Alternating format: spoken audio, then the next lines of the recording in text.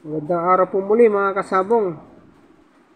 Share ko lang po yung aming huling experience sa aming huling laban na Tricac Derby.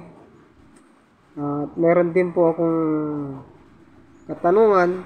Sana masagot ng ating mga galing na handler dyan, mga nakakaintindi tungkol sa labanan ng derby, lalo na yung mga sumasali sa mga big time derby.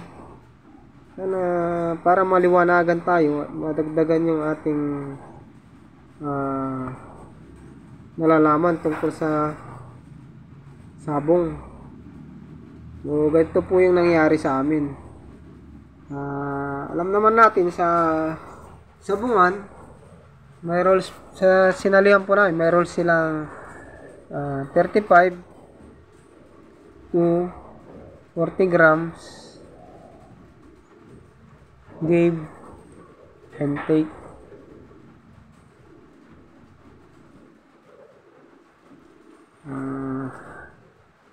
Nagpasa po kami ng aming timbang.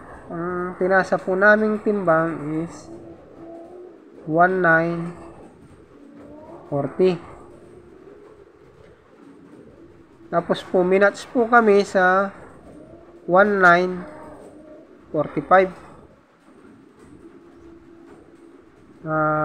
Nung actual fight na, ang aming naging timbang ay 1970. So, 1970, yung pinasa po naming timbang is 1940.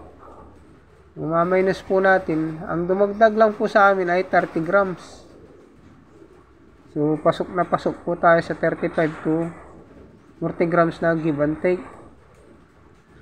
Sa kalaban naman po, bago tarian is 1995 na yung actual na timbang nila bago tarian. So, 1995 minus 1945,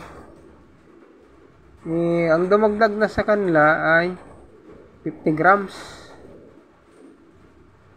So, makatuwid, lampas na sila sa 35 to 40 grams na give and take.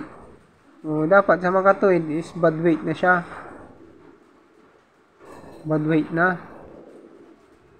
Kaso, nilusot pa rin nila.